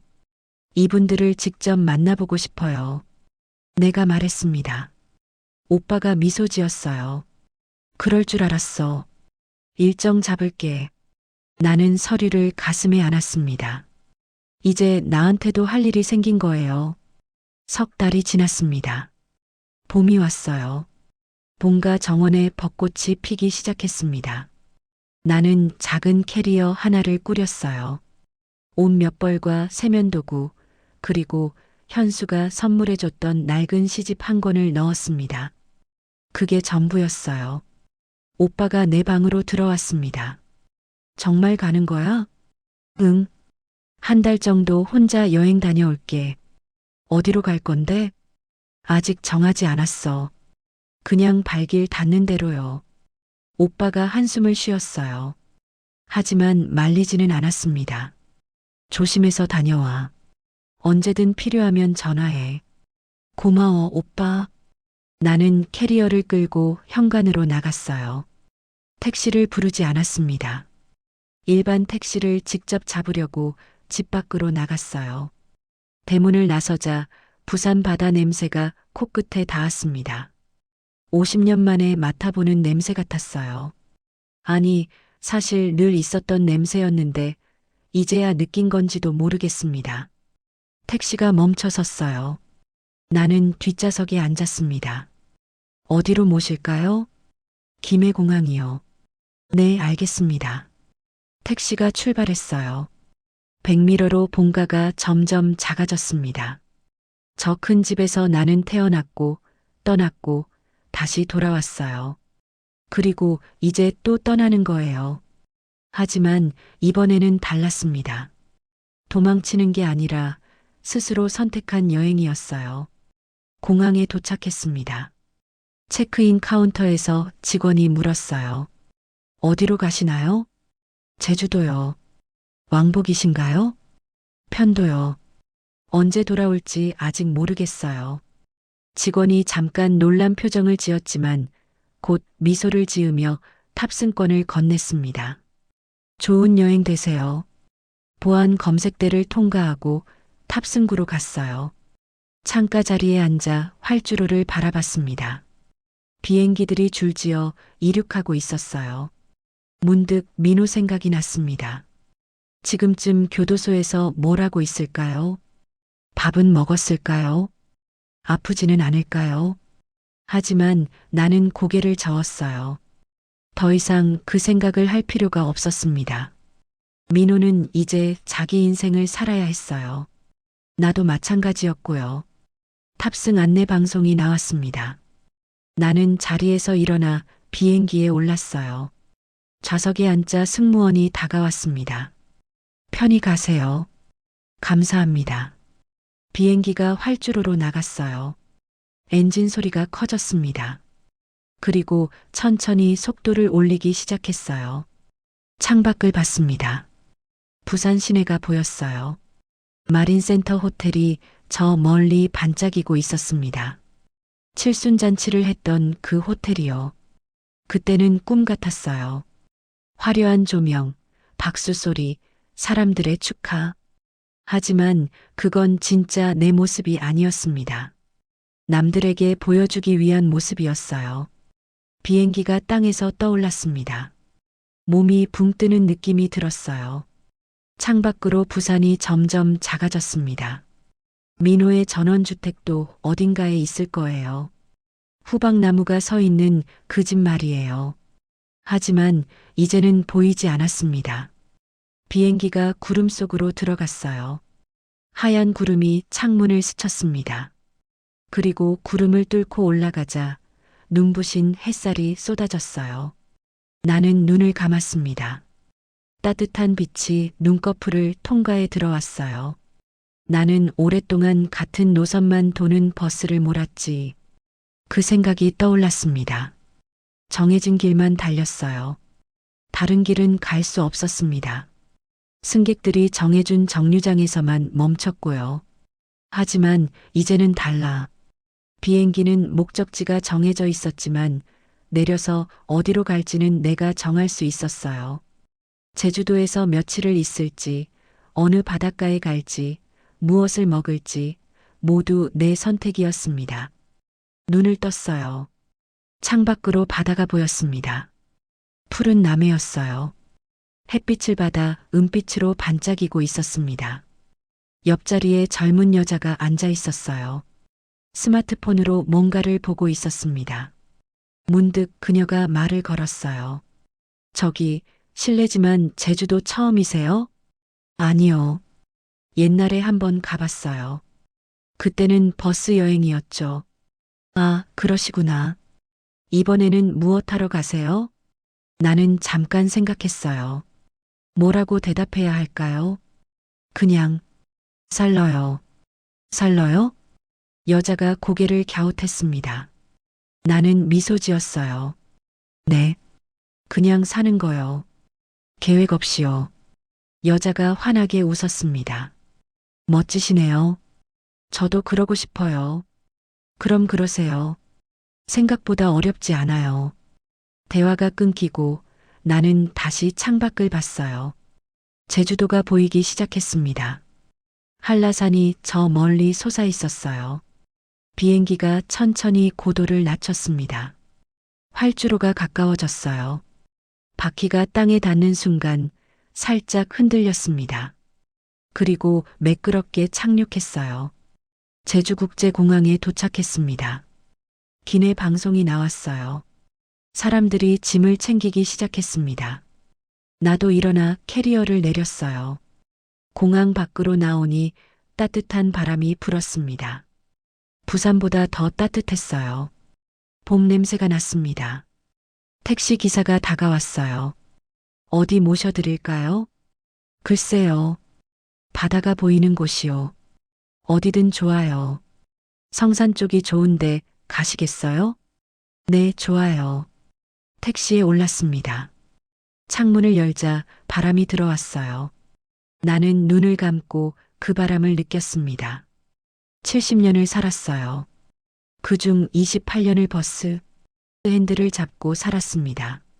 누군가의 딸로, 누군가의 아내로, 누군가의 엄마로 살았어요. 하지만 이제는 그냥 나로 살 거예요. 강서하로요. 어디에 내리게 될지 모릅니다. 하지만 이번에는 내가 직접 고를 거예요.